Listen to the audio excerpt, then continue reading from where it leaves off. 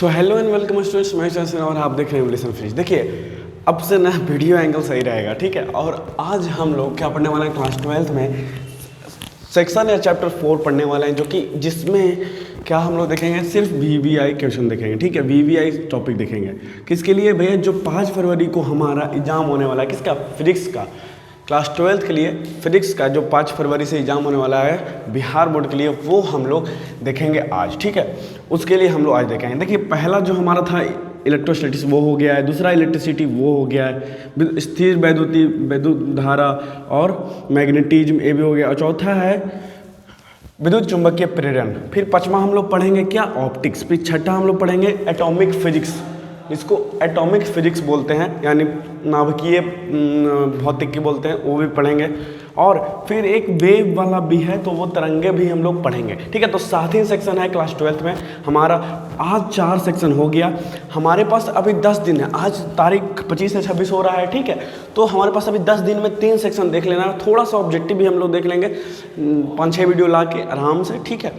तो देखिए आज के इस वीडियो में हम लोग यही देखने वाले हैं, क्या इसको बोलते हैं, विद्युत चुंबकीय प्रेरण, ठीक है। विद्युत चुंबकीय प्रेरण बोलते हैं। तो देखिए ये जो सेक्शन है जिसको बोलते हैं विद्युत चुंबकीय प्रेरण यानी इलेक्ट्रिक मैग्नेटिक इंडक्शन, ये आखिर होता क्या है, इसके बारे में थोड़ा समझिए। देखिए सबसे पहले माइकल फैराडे आए हैं इस चैप्टर में, और माइकल फैराडे आए और माइकल फैराडे ने सबसे पहले क्या किया, सिद्धांत दे दिया, किसका, प्रेरकत्व का, प्रेरण का। लेकिन उससे पहले हम बता दें, पिछले वीडियो में हमने मैग्नेटिज्म पढ़ा था सेक्शन 3, जिसमें कुछ टॉपिक छूट गया था, जैसे लौह चुंबकीय, अनुचुंबकीय और प्रतिचुंबकीय, ठीक है। यानी लौह चुंबकीय, प्रतिचुंबकीय, अनुचुंबकीय पदार्थ, तो ये तीनों के बारे में जान लेंगे। और प्रेरकत्व, स्वप्रेरण और अन्य अनुप्रेरण, लेंज का नियम और एसी जनित्र, ये जानेंगे, ठीक है। एक और है गैल्वेनोमीटर, ठीक है। चल गैल्वेनोमीटर, गैल्वेनोमीटर, ठीक है। गैल्वेनोमीटर ये 5 मार्क्स में देता है कि चल कुंडली गैल्वेनोमीटर क्या है, इसके सिद्धांत और सचित्र वर्णन करें, तो ये गैल्वेनोमीटर भी देता है, ठीक है। तो ये भी जानेंगे। तो देखिए एक एक करके हम लोग समझते हैं, किसके लिए, हमारा जो 5 फरवरी की एग्जाम हो रहा है उसके लिए, ठीक है। तो देखिए सबसे पहले हम लोग समझेंगे लौह चुंबकीय पदार्थ। भैया लौह चुंबकीय पदार्थ आखिर होता क्या है, ठीक है। ये थोड़ा एंगल ज़्यादा हो रहा है आज, ठीक है, हमको थोड़ा ऊपर देखना पड़ रहा है, थोड़ा अजीब लग रहा है, क्योंकि पहले कैमरा एंगल नीचे था तो आराम से कॉन्टेक्ट हो जाता था, ठीक है। तो अब थोड़ा दिक्कत हो रहा है, हमको अनकम्फर्टेबल सा फील हो रहा है, ठीक है, कोई बात नहीं। हाँ तो देखिए पहला टॉपिक है लौह चुंबकीय पदार्थ, ठीक है ना। ये हम इसमें क्या पढ़ते हैं, देखिए लौह चुंबकीय पदार्थ, देखिए नाम ही से लग रहा है, पदार्थ है पहला, ठीक है, और वो क्या है, चुंबकीय है, और दूसरा लौह है, ठीक है। लौह चुंबकीय पदार्थ, लौह चुंबकीय पदार्थ मतलब कहने का मतलब क्या है कि भैया वो पदार्थ कैसा होगा, लौह वाली वस्तुओं से बना होगा, मतलब जो चुंबक से आकर्षित होती है, ठीक है, वो लौह चुंबकीय पदार्थ से बना होगा। तो वैसे पदार्थ को लौह चुंबकीय पदार्थ हम लोग कह सकते हैं, ठीक है। और ये क्या होगा, इसमें पहला गुण तो यही होगा कि लौह पदार्थ से बना होगा, दूसरा गुण होगा कि वह चुंबक से क्या करती है, आकर्षित करती है, ठीक है। तो वो चुंबकीय पदार्थ कहलाती है, ठीक है। इससे ही लौह चुंबकीय पदार्थ कहेंगे। जैसे लोहा हो गया, और क्या हो गया, और किसमें सटता है, लोहा वाली पदार्थ हो गया जितना भी होता है, ठीक है। मैग्नीज भी सटता है, ठीक है। हाँ तो ये सभी क्या करता है, सटता है। कॉपर को सटा के देखिए, कॉपर नहीं सटता है, कॉपर नहीं सटेगा, ठीक है। हाँ तो लौह पदार्थ जो सटता है उसी को हम लोग बोल देंगे लौह चुंबकीय पदार्थ, ठीक है। तो एक क्लियर हो गया हमारा, ठीक है। डिफिनेशन आप लोग लिख सकते हैं, जैसे में लिख सकते हैं, और क्या कर सकते हैं, एक स्टार पॉइंट बना सकते हैं, ठीक है। हाँ देखिए सर इसमें क्या होता है ना कि जब भी देखिए अपना एक चुंबकीय क्षेत्र होता है, सबको पता है, किसका, कोई भी पदार्थ का, कोई पदार्थ का अपना एक चुंबकीय क्षेत्र होता है। तो इस चुंबकीय क्षेत्र में दूसरा चुंबकीय क्षेत्र का पदार्थ आएगा तो वो क्या हो जाएगा, एक दूसरे में एक अलग चुंबकीय क्षेत्र बन जाएगा। जैसे इसका एक चुंबकीय क्षेत्र ए है, इसका ए है, तो ये दोनों मिलकर एक अलग चुंबकीय क्षेत्र बनाएगा, जो उस चुंबकीय क्षेत्र में क्या होगा, आकर्षण होगा, ठीक है। समझ रहे हैं ना। तो ये सब भी आप क्या कर सकते हैं, लिख सकते हैं, ठीक है। तो चलते हैं आगे। होप आप ये समझ चुके होंगे पहला चैप्टर, ठीक है। पहला आप समझ सकते हैं, पहला क्या करते हैं, समझ सकते हैं आप। हाँ अब देखिए सर, सेकंड चीज क्या है, प्रतिचुंबकीय पदार्थ। सर नाम ही से लग रहा है सर प्रतिचुंबकीय पदार्थ, क्या हो रहा है, प्रतिकर्षण हो रहा है सर, किसमें, चुंबक में। यानी वैसे पदार्थ जिनका प्रतिकर्षण हो, कैसे, चुंबक से प्रतिकर्षण हो, तो वो क्या हो रहा है, वो प्रतिचुंबकीय पदार्थ कहलाते हैं। ठीक है, प्रतिकर्षण होना चाहिए सर, यानी चुंबक ए है और ए पदार्थ है, तो दोनों को लाएंगे तो ये दोनों एक दूसरे से सटना नहीं चाहिए सर, बहुत फोर्स लगाने पर सटे, समझ रहे हैं ना, मतलब चुंबक सटता है लेकिन बहुत फोर्स लगाने पर सटता है।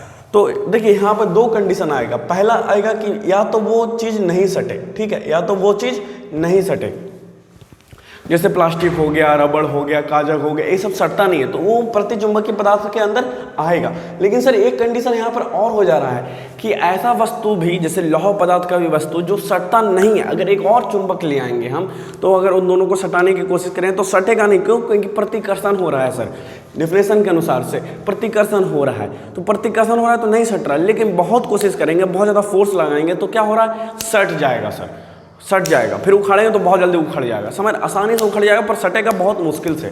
तो ये प्रतिचुंबकीय पदार्थ में आ रहा है।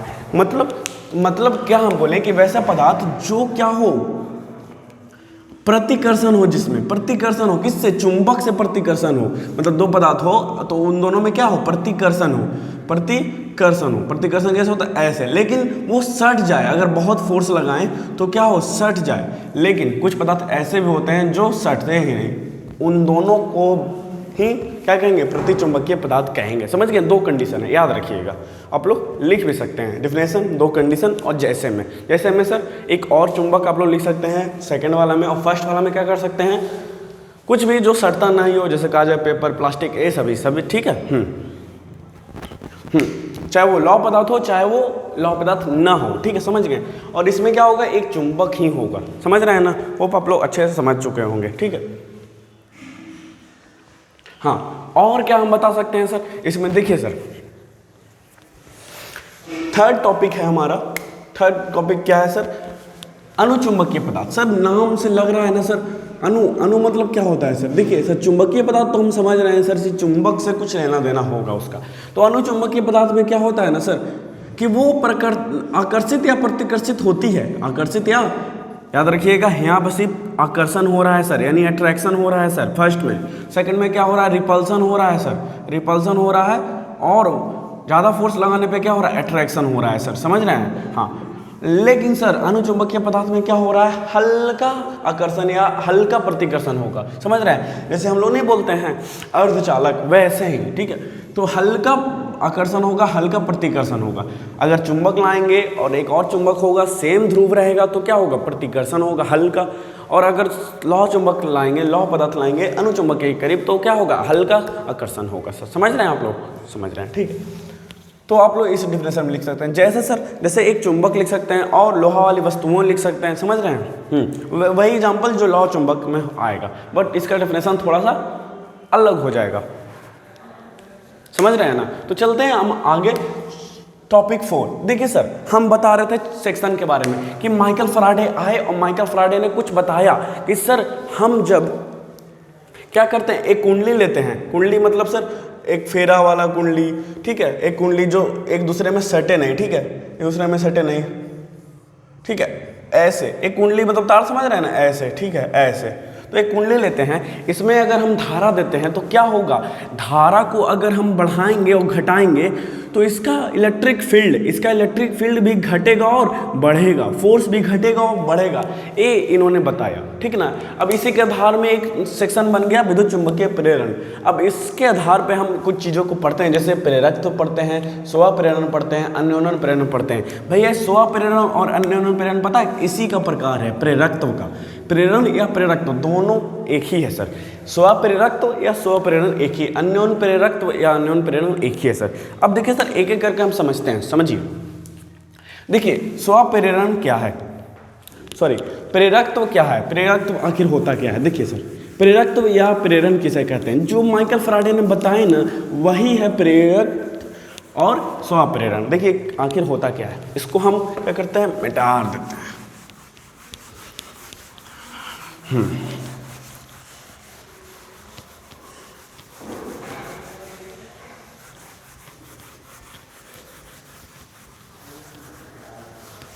ठीक है। अब देखिए सर, आखिर होता क्या है स्वप्रेरक। हमने बताया कि अगर एक कुंडली लिए, हम एक कुंडली लिए तो हमने बताया कि माइकल फैराडे ने बताया, उन्होंने बताया कैसा है कि अगर एक कुंडली लेते हैं, इसमें अगर धारा देते हैं, अगर इसमें कुंडली देते हैं और धारा देते हैं तो क्या हो रहा है, अगर हम धारा को बढ़ाएंगे, धारा को क्या बढ़ाएंगे तो क्षेत्र भी बढ़ेगा सर। कौन सा क्षेत्र सर? चुंबकीय क्षेत्र हो गया या विद्युतीय क्षेत्र हो गया, ठीक है। तो चुंबकीय क्षेत्र मान के चलते हैं तो वो भी बढ़ेगा सर, और विद्युत वाहक बल भी आएगा सर, विद्युत वाहक बल भी आएगा। तो जहाँ पे धारा है वहाँ पे विद्युत वाहक बल है, या तो इसको बोल दीजिए विभव, ठीक है। तो ये सभी बढ़ेगा, लेकिन अगर धारा को घटाएंगे तो ये सभी घटेगा।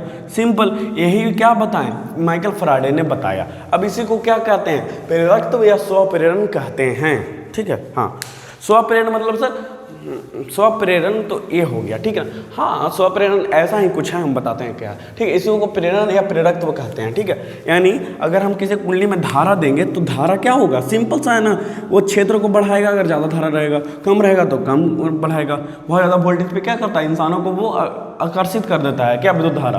तो सिंपल सी बात है, इसमें कोई समझाने वाली बात है नहीं। विद्युत वाहक बल, विभव भी ज़्यादा होगा। धारा बढ़ेगा क्यों? क्योंकि विभव ज़्यादा है, विद्युत वाहक बल ज़्यादा है। समझ गए?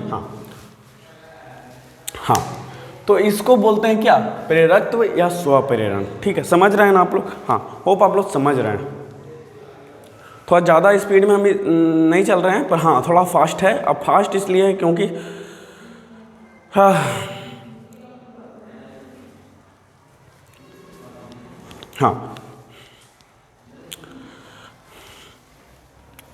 देखिए सर, अब इसमें कुछ और बातें भी बोला जाता है। तो एक बात और बोला गया कि अगर ये बंद होगा ना सर, अगर बंद होगा ना सर, देखिए सर, धारा दे रहे हैं तो विद्युत चुंबकीय क्षेत्र हो रहा है और साथ में विद्युत वाहक बल क्या हो रहा है, उत्पन्न हो जा रहा है। लेकिन अगर ये बंद रहेगा, अगर इसको बंद हम यंत्र में बना दें, इसको बंद कर दें, बंद परिपथ में कर दें, तो इसमें क्या हो जाएगा, इसमें एक चीज़ और ऐड हो जाएगा।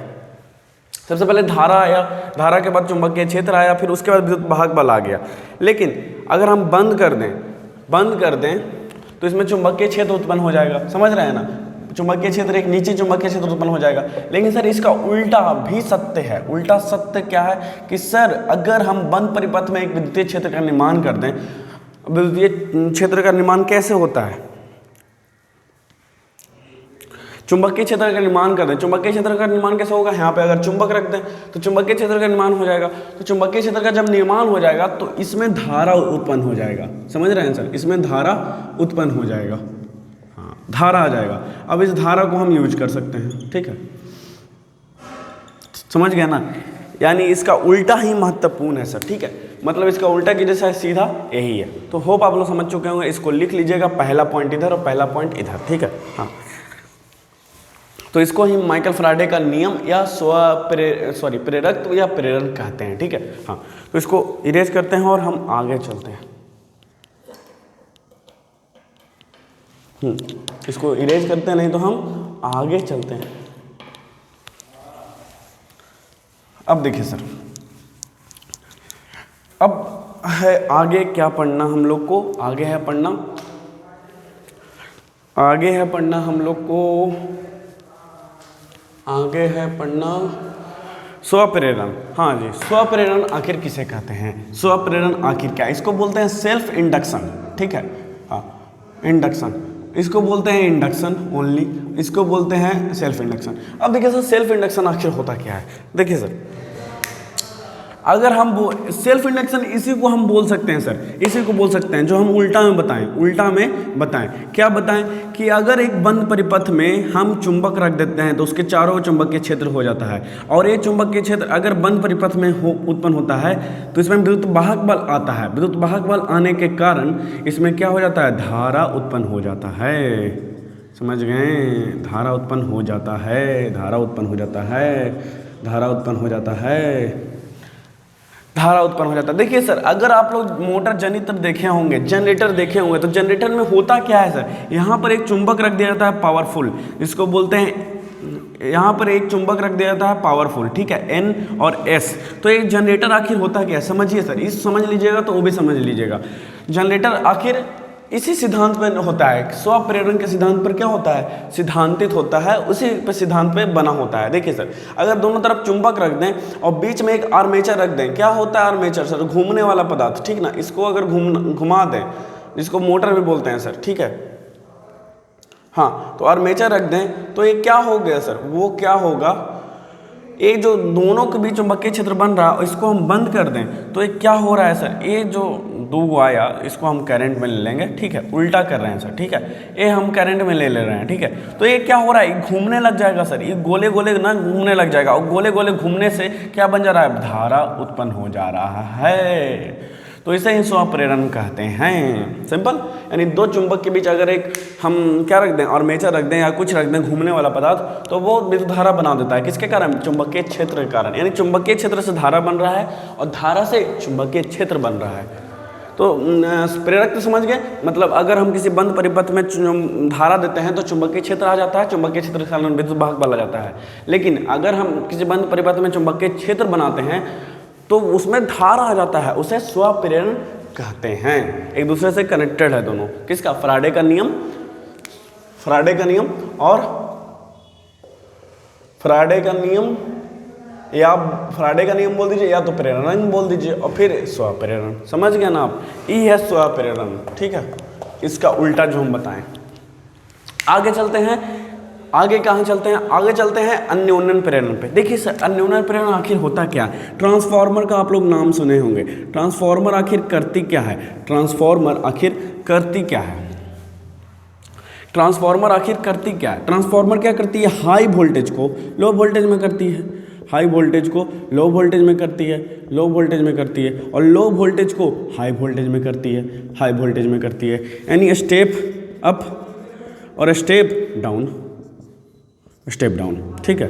हाँ, इसको बोलते हैं स्टेप अप और इसको बोलते हैं डाउन, क्या, स्टेप। जो होता है ना स्टेबलाइजर में, वही ट्रांसफार्मर, ठीक है। या स्टेबलाइजर में छोटा ट्रांसफर होता है, और नहीं तो जो हमारा पावर ग्रिड से विद्युत धारा आता है कहाँ आता है, ट्रांसफार्मर में आता है। तो वो ट्रांसफार्मर क्या करती है, हमारे घरों के लिए उपयुक्त वोल्टेज बनाती है, ठीक है। हाँ, तो ये ट्रांसफार्मर है। तो ट्रांसफार्मर किसके सिद्धांत पे है सर, अन्योन्यन प्रेरण के सिद्धांत पे है, ये आप लोग याद रखिएगा, ठीक है। और एग्जाम में ये भी देता है, ट्रांसफार्मर किसे कहते हैं, सचित्र वर्णन करें, इसका सिद्धांत लिखें, ठीक है। हाँ, इसके संरचनाओं को भी लिखें, ठीक है। हाँ, तो ये भी 5 मार्क्स में है। मैं एक वीडियो ले आऊँगा जिसमें 6 मार्क्स या 5 मार्क्स का खरा बता दूंगा। 12th में 5 मार्क्स का होता है, ठीक है। देखिए सर, अब देखिए अन्योन्यन प्रेरण होता क्या है। देखिए सर, अन्योन्यन प्रेरण आखिर होता क्या है। अगर हम दो कुंडली ले आए, दो कुंडली ले आए, एक कुंडली ई और एक कुंडली ई, ठीक है। हाँ,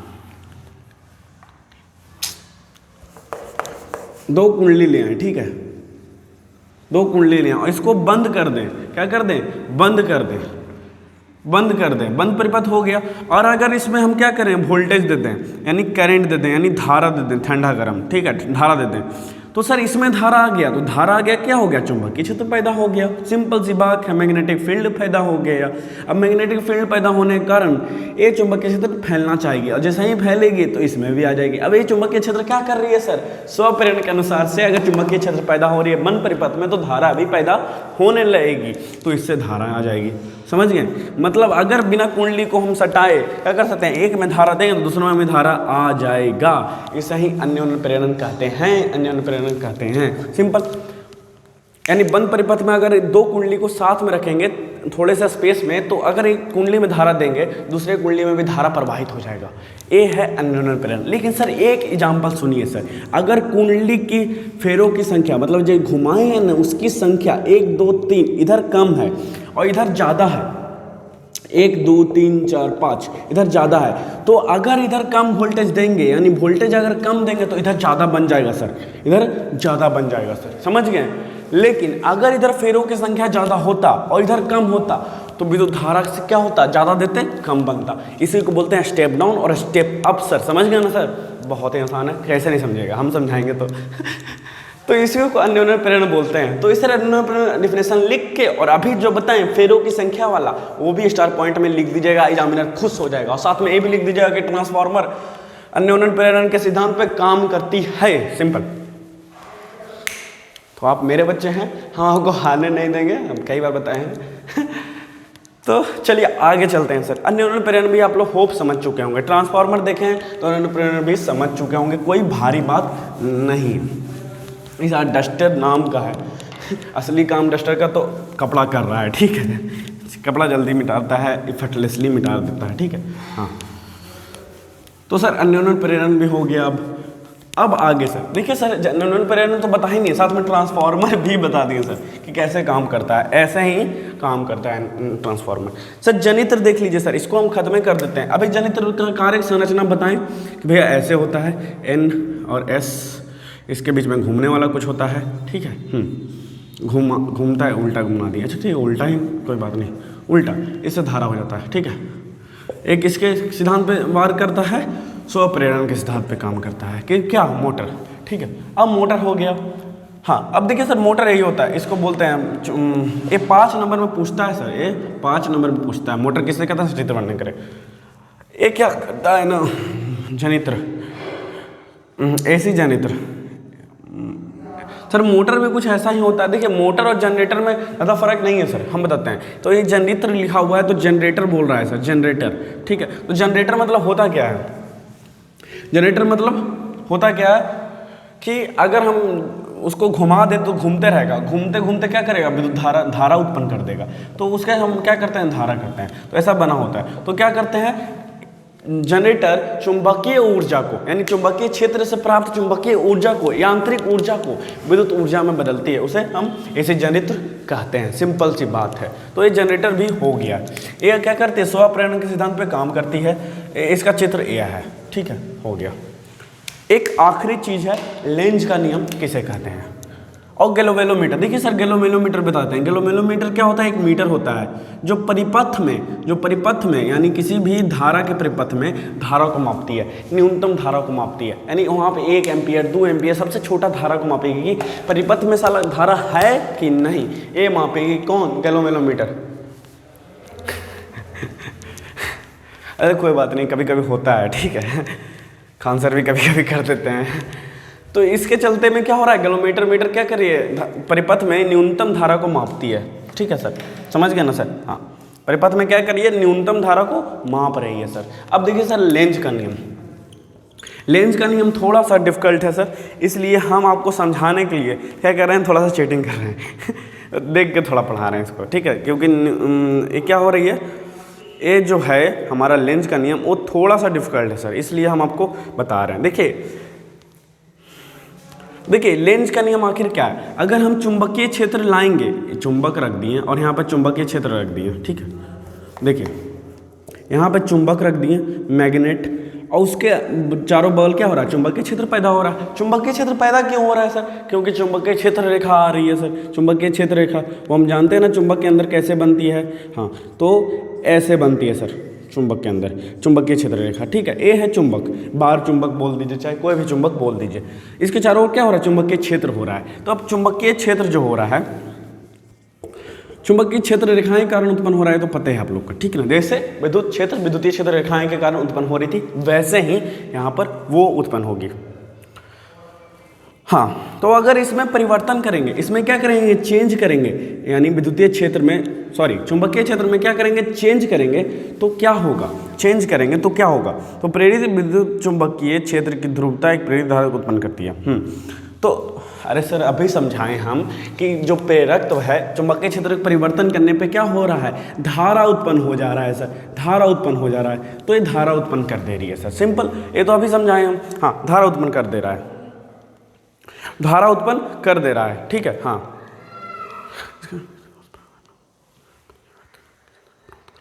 हाँ, अब ये जो धारा उत्पन्न किया, इसके लिए आपको ये समझना होगा सर, ये जो धारा उत्पन्न किया, ये जो धारा उत्पन्न किया, हम धारा उत्पन्न किए, तो ये धारा उत्पन्न भी एक चुंबकीय क्षेत्र उत्पन्न करेगा। हाँ, इसका चुंबकीय क्षेत्र यही होगा और इसका भी एक चुंबकीय क्षेत्र बनेगा, तो ये 2 चुंबकीय क्षेत्र बना। तो ये 2 चुंबकीय क्षेत्र बना ना सर, एक दोनों चुंबकीय क्षेत्र ने एक दूसरे को विरोध करेगा सर, एक दूसरे को क्या करेगा, विरोध करेगा सर। अब विरोध करना मतलब सर 2 चुंबकीय क्षेत्र रेखा है, 2 चुंबकीय क्षेत्र रेखा है, मैग्नेटिक फील्ड F1 और मैग्नेटिक फील्ड F2। तो इन दोनों में जो पावरफुल होगा उसी का यहाँ पर क्या होगा, अस्तित्व रहेगा, यानी जो पावरफुल होगा वही चलेगा। अब कौन पावरफुल है सर? चुंबक पावरफुल होगा, क्योंकि जो चुंबक से ही तो धारा बन रहा है सर। तो ये एफ बड़ा होगा अगर, तो भैया ये क्या करेगा? विरोध करेगा किसका? F2 का। अब इसी विरोध के कारण क्या हो रहा है? चुंबकीय क्षेत्र के विरोध के कारण ही, परिवर्तन के कारण ही धारा बन रहा है सर। Simple simple. तो सर इसको लिखेंगे कैसे? समझ तो गए कि भैया हम अगर चुंबक रखें, उसमें चुंबकीय क्षेत्र पैदा हुआ, उसमें अगर परिवर्तन हो रहा है तो धारा आ गया। अब धारा आया तो उसका एक अपना विद्युत क्षेत्र होगा, और इन दोनों विद्युत क्षेत्र में क्या होगा? इन दोनों चुंबकीय क्षेत्र में क्या होगा? इन दोनों चुंबकीय क्षेत्र में क्या होगा? विरोध होगा। समझ गए? हाँ, लेकिन सर विरोध होगा, समझ गए? विरोध होगा, विरोध होगा। इसको लिखेंगे सर, तो सिंपल सी बात है, लिख दीजिए। जब भी हम एक कुंडली चुंबक के आसपास रखते हैं तो उसमें अगर चुंबकीय क्षेत्र में अगर परिवर्तन होता है तो धारा बन जाता है। अब धारा का अपना एक विद्युतीय क्षेत्र, चुंबकीय क्षेत्र होगा, और उन दोनों चुंबकीय क्षेत्र में क्या होगा? विरोध होगा। इसी को हम लोग क्या कहते हैं? लेंज का नियम कहते हैं। लेंज एक वैज्ञानिक थे, उन्होंने एक नियम दे दिया, सही नियम है। यही विरोध के कारण तो धारा उत्पन्न हो रहा है सर। इसमें चुंबकीय क्षेत्र हो रहा है, विरोध कर रहा है किसका? धारा का। अब विरोध के कारण ही तो क्या हो रहा है? यहाँ प्रतिकर्षण आकर्षण हो रहा है, जिससे क्या बन रहा है? चुंबकीय क्षेत्र बन रहा है, उससे ही धारा पैदा हो रही है। Simple simple. तो हो तो गया, सारा टॉपिक हमने खत्म कर दिया। ऑलमोस्ट 8-9 टॉपिक, इसको मिला के 9 टॉपिक हो गया। तो 9 टॉपिक हमने खत्म कर दिया। 5 फरवरी के लिए ऑल द बेस्ट। जय हिंद, वंदे मातरम। क्योंकि आज 26 जनवरी है, गणतंत्र दिवस है, रिपब्लिक डे है। आज एक दिन क्या हुआ था? संविधान लागू हुआ था। तो उसके उपलक्ष्य पे आप सभी को हार्दिक शुभकामनाएं गणतंत्र दिवस के। तो अगर वीडियो पसंद आया तो लाइक शेयर कर दीजिए, सब्सक्राइब कर दीजिएगा, क्योंकि अभी उसका बहुत ज़रूरत है। शेयर करना ना भूलें, और सब्सक्राइब भी, लाइक भी कर दीजिए, क्योंकि उससे मोटिवेशन मिलती है। Thanks for watching. आपका दिन या रात शुभ हो।